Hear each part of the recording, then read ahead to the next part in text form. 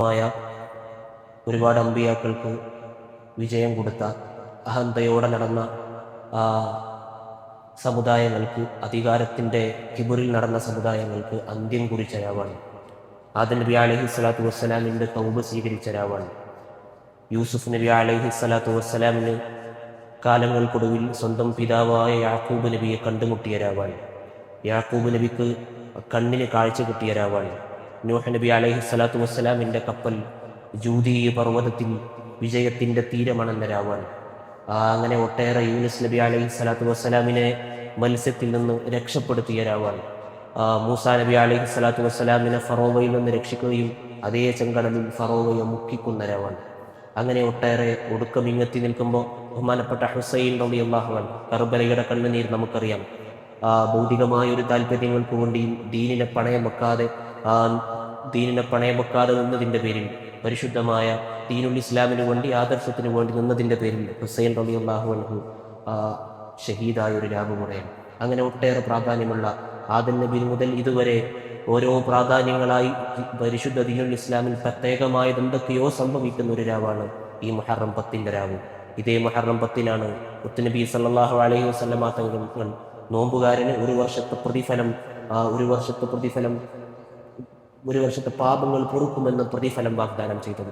അങ്ങനെ ഒട്ടേറെ ഇന്നത്തെ ദിവസം വീട്ടിൽ നല്ല സുഭിക്ഷമായ ഭക്ഷണം കൊണ്ട് ഇന്നത്തെയും രാത്രിയും നോമ്പ് തുറക്കണമെന്ന് മുത്തുനബി പഠിപ്പിച്ചത്. അങ്ങനെ ഒട്ടേറെ പ്രാധാന്യമുള്ള രാവാണ്. മൂസാ നബി അലൈഹി സ്വലാത്തു വസ്സലാമിൻ്റെ ചരിത്രം നമുക്കറിയാം. ഇന്ന് ലോകം മുഴുവനും ഏറ്റവും കൂടുതൽ പറയുന്നൊരു വാക്ക് എന്നുള്ളത്, ലോക മുസ്ലിമീങ്ങൾ ഏറ്റവും കൂടുതൽ പറയുന്ന വാക്ക് ഇന്ന മഅയ റബ്ബി സയഹ്ദീൻ എന്നാണ്. എൻ്റെ കൂടെ എൻ്റെ റബ്ബുണ്ട് എന്ന മൂസാ നബി അലൈഹി സ്വലാത്തു വസ്സലാമിൻ്റെ വാക്കാണ്.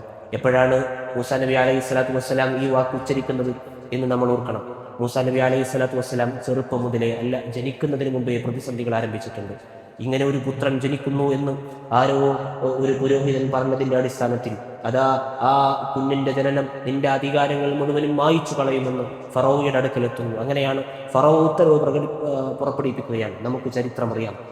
ആര് പിറന്നാലും, ഇനി ഒരു ആൺകുഞ്ഞ് പിറന്നാൽ ഈ മിസ്രിൽ ഒരു ആൺകുഞ്ഞ് പിറക്കാൻ അനുവദിക്കില്ല എന്ന് പറഞ്ഞ് പിറന്നു വീഴുന്ന ആൺകുഞ്ഞുങ്ങളെല്ലാം കൊന്നുകളയുന്നു ഫറോവ. അങ്ങനെയാണ് മൂസാ നബി അലൈഹി സ്വലാത്തു വസ്സലാം ജനിക്കുന്നത്. അപ്പോഴാണ് മൂസ എന്നൊക്കെ പറഞ്ഞിട്ട് മൂസാ നബിയുടെ ഉമ്മയോട് പറയുന്നുണ്ട്, ഒരു പെട്ടിയിലാക്കിയിട്ട് നെൽനദിയിൽ ഒഴുക്കണമെന്ന്. പിറന്ന് വീഴും മുമ്പേ പ്രതിസന്ധികൾ അനുഭവിച്ചു. അങ്ങനെയാണ് ആ കുഞ്ഞു പൈതലിനെ സ്വന്തം മാതാവ് ഇങ്ങനെ നെയിൽ നദിയിൽ ഒഴുക്കുന്ന ഒരു രംഗം ആലോചിച്ചു കേട്ടെ. അങ്ങനെ നെയിൽ നദിയിൽ ഒഴുക്കാൻ, ചെറുപ്പത്തിലെ നെയിൽ നദിയിൽ പെട്ടിയിലാക്കി ഒഴുക്കപ്പെടേണ്ട ഒരു വിധിയായിരുന്നു മൂസാ നബിയുടെ ബാല്യത്തിനുണ്ടായിരുന്നത്. അങ്ങനെയാണ് ഫറോവ പിടിച്ചെടുക്കുന്നത്. ഫറോവയുടെ കൊട്ടാരത്തിൽ എല്ലാ തെറ്റുകളും കണ്ടിട്ട് ഒന്നും പ്രതികരിക്കാൻ പോലും സാധ്യമാകാതെ ബഹുമാനപ്പെട്ട മൂസാ നബി അലൈഹി സ്വലാത്തു വസ്സലാം തൻ്റെ ഏറ്റവും വലിയ ശത്രുവായ ഫറോവയുടെ കൊട്ടാരത്തിൽ വളരുന്നത്. പിന്നീടാണല്ലേ ഈ ഒരു ഈജിപ്ഷ്യനും മിസ്റുകാരനും തമ്മിലുള്ള പ്രശ്നങ്ങളുടെ ചരിത്രമൊക്കെ നമുക്കറിയാം. വാക്കുപോലുണ്ടാകുന്നു. അവിടെ അന്യായമായത് നടക്കരുത് എന്നതിൻ്റെ പേരിൽ, മൂസാ നബിയുടെ ഒരു തടുത്തു നിർത്തലിൻ്റെ പേരിൽ അവിടെ ഒരു ഈജിപ്ഷ്യൻ മരണപ്പെടുന്നു. അങ്ങനെ ഇത് പിറ്റേ ദിവസം ഫറോവയുടെ അടുക്കലെത്തുന്നുണ്ട്. ഫറോവയുടെ അടുക്കലെത്തിയിട്ട് ഇതാ ഈ ഈജിപ്ഷ്യന്റെ മരണത്തിന് കാരണം ബനൂ ഇസ്രായേലുകാരനായ ഫലസ്തീനുകാരനായ മൂസയാണ് എന്നറിയുന്നു. അങ്ങനെ മൂസയെ അറുതി വരുത്തണം, പുറത്തുകൂടാ എന്ന് ഉത്തരവ് പുറപ്പെടുവിപ്പിക്കുന്നു. അങ്ങനെയാണ് മൂസാ നബി അലൈഹി സ്വലാത്തു വസ്സലാമിനെ കൊല്ലാൻ സൈന്യവുമായിട്ട് വരുന്നത്. മൂസാ നബി മദിയനിലേക്ക് നാടുവിടുന്നുണ്ട്. ആ സ്വന്തം നാട്ടിൽ നിന്ന് മൂസാ നബി മദിയനിലേക്ക് ഷുഐബ് നബിയുടെ നാട്ടിലേക്ക് നാടുവിടുകയാണ്. ഷുഐബ് നബിയുടെ നാട്ടിലെത്തിയപ്പോഴാണ് ഷുഐബ് നബിയുടെ രണ്ട് പെൺമക്കൾ ഇങ്ങനെ എല്ലാവരും ഇങ്ങനെ വെള്ളം കോരുകയാണ്. ഷുഐബ് നബിയുടെ മക്കൾ മാത്രം ഇങ്ങനെ മാറി നിൽക്കുന്നുണ്ട്. മൂസാ നബി ചോദിക്കുന്നുണ്ട്, അല്ല മക്കളെ, എന്താണ് നിങ്ങൾ വെള്ളം കോരാത്തത്? ഈ മക്കൾ മൂസാ നബിയോട് പറയുന്നുണ്ട്, ഞങ്ങൾ വെള്ളം കോരാത്ത അവിടെ പുരുഷന്മാരാണ്, അവർ കഴിഞ്ഞിട്ട് മതി എന്നാണ്. അങ്ങനെയാണ് അവിടെ ഒരു പാറക്കല്ല് കൊണ്ട് അടച്ചു മൂട്ടപ്പെട്ട ഒരു കിണറിനെ സ്വന്തം കൈകൊണ്ട് മാറ്റുകയും അങ്ങനെ ആ പെൺമക്കൾക്ക് വെള്ളം കോരി കൊടുക്കാനുള്ള സഹായങ്ങൾ ചെയ്തു കൊടുക്കുന്നത്. ഇത് ഷുഐബ് നബിയുടെ അടുക്കലെത്തുന്നുണ്ട്. ഷുഐബ് നബിയുടെ മക്കളാണെന്നറിയുന്നു. ഷുഐബ് നബി സ്വീകരിക്കുന്നു. 10 വർഷക്കാലം ഷുഐബ് നബിയുടെ വീട്ടിൽ ആടിനെ മേച്ച് കഴിഞ്ഞുകൂടിയ 10 വർഷക്കാലത്തെ ജീവിതത്തിന്റെ കഥ കൂടെയുണ്ട് മൂസാ നബി അലൈഹി സ്വലാത്തു വസ്സലാമിന് പറയാൻ.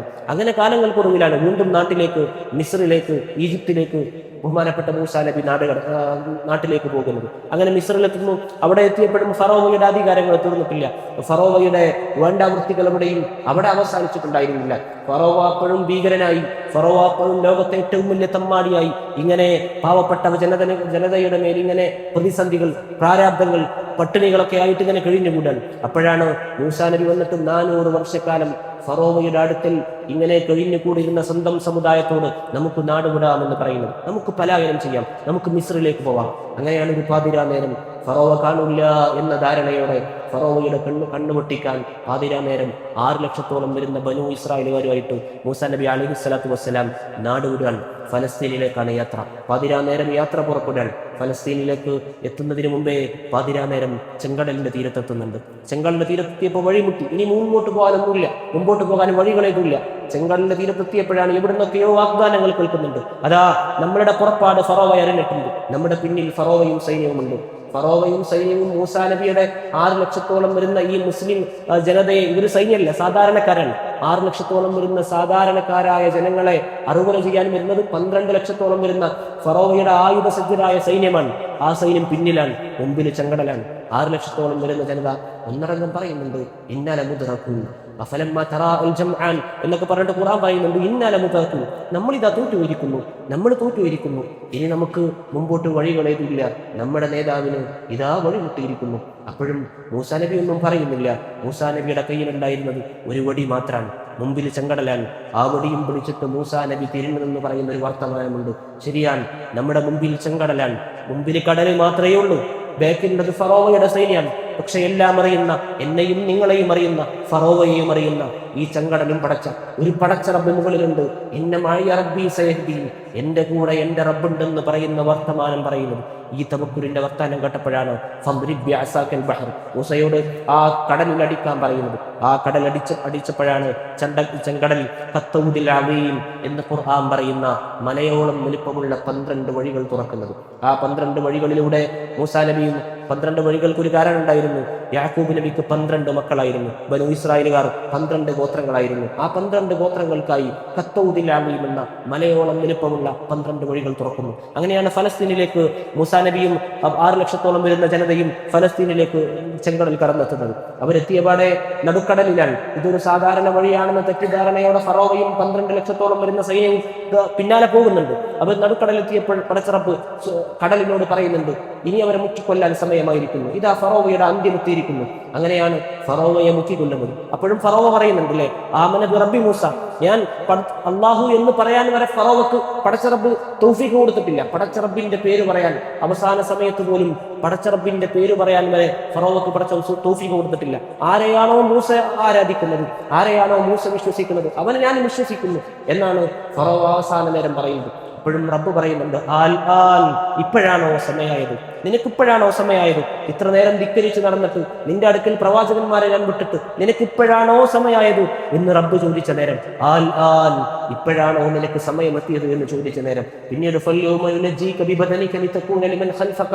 എന്ന് പറഞ്ഞ ഖുർആൻ പറയുന്നുണ്ടല്ലോ, എടാ നിന്റെ ശരീരത്തെ കാലമേറെ എല്ലാ അഹന്തകൾക്കും അധികാരത്തോടെ അഹങ്കാരത്തോടെ നടക്കുന്ന എല്ലാ ജനതക്കും ഒരു പാഠമായി നിന്റെ ശരീരത്തെ ഞാൻ സംരക്ഷിക്കുമെന്ന് പറയുന്ന ആ ശരീരത്തെ ഇന്നും ലോകത്തിന്റെ ഏതോ ഒരു മൂലയിൽ സൂക്ഷിച്ചു വിട്ട് അത് ലോകത്തിന് മുഴുവനും മഹാത്ഭുതമാകുന്ന ഒരു വർത്തമാനത്തിലാണ് നമ്മൾ ജീവിച്ചു കൊണ്ടിരിക്കുന്നത്. മൂസാ നബിയുടെ വാക്കാണ് ഇന്ന മഅയ റബ്ബി സയഹ്ദീൻ. അത് പറയാൻ ചെറിയ തവക്കുൽ പോരാ.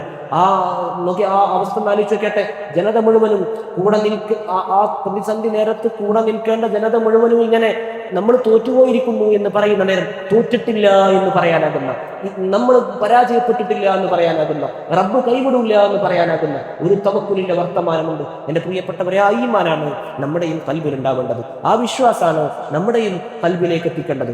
അങ്ങനെ പറഞ്ഞിട്ടുണ്ട് ഒരുപാട് പണ്ഡിതന്മാർ. ബഹുമാനപ്പെട്ട മുത്തുനബി സല്ലല്ലാഹു അലൈഹി വസല്ലം, റസൂലുള്ളാഹി സല്ലല്ലാഹു അലൈഹി വസല്ലം തങ്ങളുടെ ചരിത്രത്തിൽ നമുക്കറിയാം, മക്ക വിട്ടിട്ട് മദീനത്തേക്ക് പോകുന്ന ദിവസം ആ സൗർ ഗുഹയിൽ ബഹുമാനപ്പെട്ട സിദ്ദീഖുൽ അക്ബർ റളിയല്ലാഹു അൻഹുവിന്റെ കൂടെ സൗർ ഗുഹയിൽ ഇരിക്കുകയാണ്. അപ്പോഴാണ് അല്ലെ മുമ്പിൽ അബൂജഹലും കൂട്ടരും നടക്കുന്നുണ്ട്. അവര് മുമ്പിൽ നിൽക്കാൻ സിദ്ദീഖ് തങ്ങൾ പറയുന്നുണ്ട്, റസൂൽ ഇതാ അവരൊന്ന് തല താഴ്ത്തി നോക്കിയാൽ മതി, ഒന്ന് ഇരുന്ന് ഒന്ന് കുനിഞ്ഞു നോക്കിയാൽ നമ്മളെ കാണും, നമ്മുടെ ജീവിതം അപകടത്തിലാണ്. റസൂൽ പറഞ്ഞു, ലാ തഹ്സൻ ഇന്നല്ലാഹ മഅനാ, സിദ്ദീഖ് നീ പേടിക്കണ്ട, നമ്മൾ രണ്ടാളും മാത്രമല്ല നമ്മുടെ കൂടെ പടച്ചറബുണ്ട് എന്ന് പറയുന്ന വർത്തമാനം മുത്തുനബി പറയുന്നത് സല്ലല്ലാഹു അലൈഹി വസല്ലം. അങ്ങനെ ഒട്ടേറെ ബഹുമാനപ്പെട്ടാല് ഖലീലുല്ലാഹി ഇബ്രാഹിം നബി അലൈഹി സ്വലാത്തു വസ്സലാം, ഇബ്രാഹിം നബി അലൈഹി സ്വലാത്തു വസ്സലാമിനെ തീക്കുണ്ടാരത്തിലിടുമ്പോഴും അപ്പോഴും ജിബ്രീൽ വന്ന് ചോദിക്കുന്നുണ്ടല്ലോ, അല്ല അങ്ങക്ക് എന്തെങ്കിലും അലക ഹാജ, എന്തെങ്കിലും ആവശ്യങ്ങളുണ്ടോ? ഞാൻ അങ്ങയുടെ റബ്ബിനോട് പോയി പറയേണ്ട ആവശ്യങ്ങൾ വല്ലതുണ്ടോ എന്ന് ചോദിക്കുമ്പോഴും ലാ ഇലൈക്, എനിക്കൊരാവശ്യമില്ല ജിബ്രീൽ, മാറി നിൽക്ക്, നിന്നിൽ എനിക്കൊരാവശ്യമില്ല എന്ന് പറയുന്ന ഹസ്ബുനല്ലാഹു നിഅമൽ വകീൽ വനിഅമൽ മൗല വനിഅമൽ നസീർ, എനിക്കെന്റെ റബ്ബ് മതി എന്ന് പറയുന്ന ബഹുമാനപ്പെട്ട ഖലീലുല്ലാഹി ഇബ്രാഹിം നബി അലൈഹി സ്വലാത്തു വസ്സലാമിന്റെ വർത്തമാനം. അങ്ങനെ ഒട്ടേറെ അമ്പിയാക്കൾ. യൂനുസ് നബി അലൈഹി സ്വലാത്തു വസ്സലാം മത്സ്യത്തിന്റെ വായിൽ കുടുങ്ങിയപ്പോഴും യൂനുസ് നബിയും പറഞ്ഞത് ലാ ഇലാഹ ഇല്ലാ അൻത സുബ്ഹാനക ഇന്നി കുൻതു മിനൽ ളാലിമീൻ, പടച്ചോനെ നീ എത്ര വലിയവനാണ്, ഞാൻ ഇത് ആക്രമിക്കപ്പെട്ടു പോയിരിക്കുന്നു, പക്ഷെ നീ വലിയവനാണല്ലോ എന്ന പടച്ച റബ്ബിന്റെ ഏറ്റവും വലിയ തവക്കുലിന്റെ വർത്താനം മാത്രമാണ് യൂനുസ് നബിക്കും പറയാനുണ്ടായിരുന്നത്. ഈ വർത്താനം പറഞ്ഞവരാരും ലോകത്ത് വരെ പരാജയപ്പെട്ടിട്ടില്ല. ഭൗതികമായ എല്ലാ പരാജയങ്ങളുടെ പരിപൂർണ സാഹചര്യങ്ങൾ എത്തിയിട്ടും പക്ഷേ റബ്ബിൽ ബലമേൽപ്പിച്ച ഒരു മനുഷ്യനും ലോകത്തെവിടെയും തോറ്റുപോയിട്ടില്ല.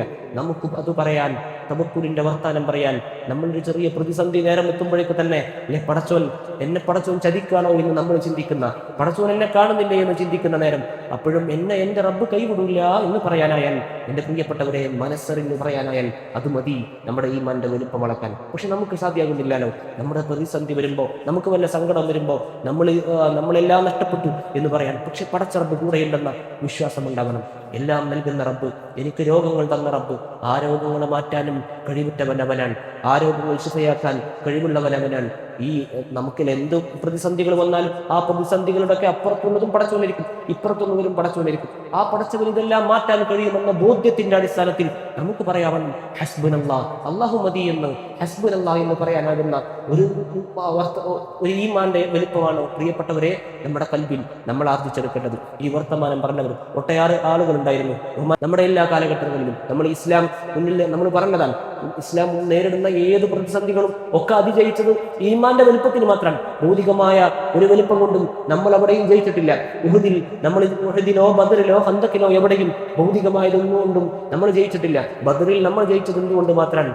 ഇസ്ലാം ജയിച്ചത് ഈമാൻ കൊണ്ട് മാത്രമാണ്. 313 മാത്രം വരുന്ന സഹാബത്തിന് 1000-ലേറെ വരുന്ന ശത്രു സൈന്യത്തെ പരാജയപ്പെടുത്താനായത് കൽബിലെ ഈമാന്റെ വിശ്വാസം കൊണ്ട് മാത്രമാണ്, കൽബിൽ റസൂൽ ഉണ്ടായത് കൊണ്ട് മാത്രമാണ്. മുത്തുനബിയുടെ കൂടെ അചഞ്ചലമായി പടച്ച റബ്ബിലേക്ക് എല്ലാം സമർപ്പിച്ചു നിൽക്കാൻ സാധ്യമായതിന്റെ വെളിച്ചത്തിൽ മാത്രമാണ് ബദർ ജയിച്ചടക്കാനായത്. എല്ലാം അങ്ങനെയാണ്.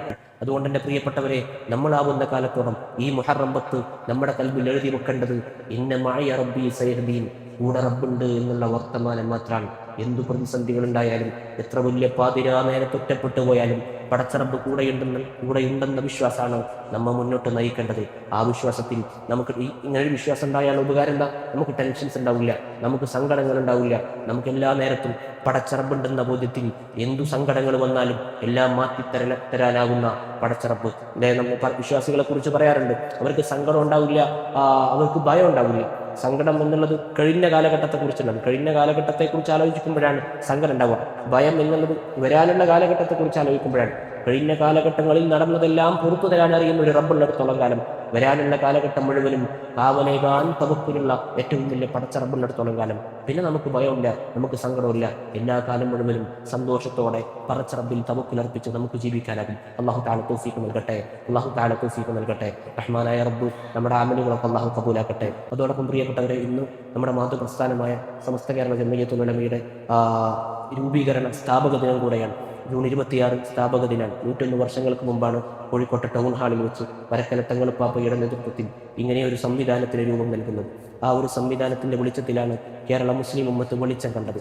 നമ്മൾ മറ്റൊരു സംസ്ഥാനങ്ങളിലേക്കൊക്കെ പോയാൽ ഒരുപക്ഷെ അവിടെ അനുഭവിക്കുന്ന ഇരുട്ടിനെ നമുക്ക് കാണാനാകും. നമ്മുടെ മഹത്തുക്കൾ മുമ്പേ നടന്നുപോയ വെളിച്ചം മാത്രമാണ് നമുക്ക് ആസ്വദിക്കാനാവുന്നത്. ഇന്ന് കേരളത്തിൽ ഒരു 15 വയസ്സ് കഴിഞ്ഞ മുസ്ലിമിനെവിടെയും ഫാത്തിഹ ഓതാൻ അറിയാത്തൊരു മുസ്ലിമിനെയും നമുക്ക് കണ്ടെത്താനാവില്ല.